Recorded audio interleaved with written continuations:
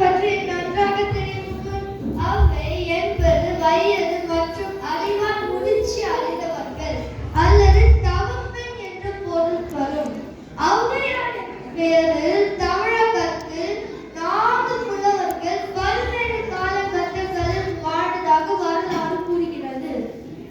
இவர்கள் இயற்றிய செய்யுட்கள் எளிமை, செறிவு, பொருள் நுணுக்கம் கொண்டவை.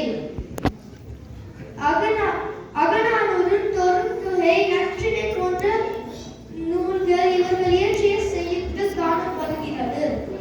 ஆத்திச்சூடி, கொன்றவேந்தன், மூதுரை, நல்வழி போன்ற நீதி நூல்கள் இவர் பாடியுள்ளார்.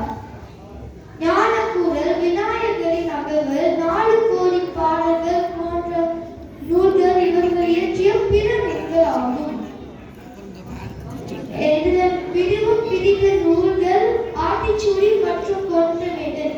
ஏனென்றால் இருக்கும் ஒவ்வொரு வரிகளும் நாம் பின்பற்ற வேண்டிய நற்பண்புகளை பற்றி கூறுகிறது.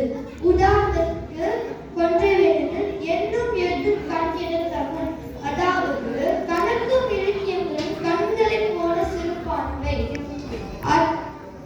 அதே போல் குற்றம் பார்க்க சுற்றமில்லை. குற்றம் குறைகளை சொல்லிக் கொண்டால் சுத்தமாக இருக்க மாட்டார். மகிழ்வன் ஒரு காப்பி பூச்சிச்சூடி பற்றி தெரியுமா? தெரியும் அம்மா. அறம் செய்ய விரும்பு, ஆறு வந்து சின்னம், இயல் வந்து கிளவே, ஈ வந்து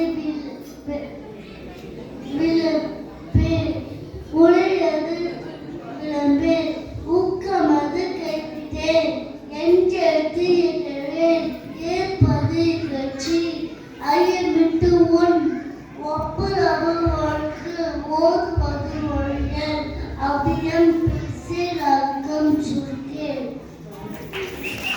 நன்றாக சொன்ன மகிழ்வன். சங்ககால ஔவையார் அதிகமாக நெருமா நினைச்சு தமிழால் நட்பு கொண்டு அவன் அவையில் இடம்பெற்று அவன் பற்றியும் மக்கள் பற்றியும் பாடினார்.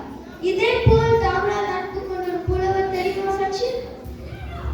எனக்கு தெரியும் கணேஷ். நட்பு என்னும் வருவாங்க பிசிராதையா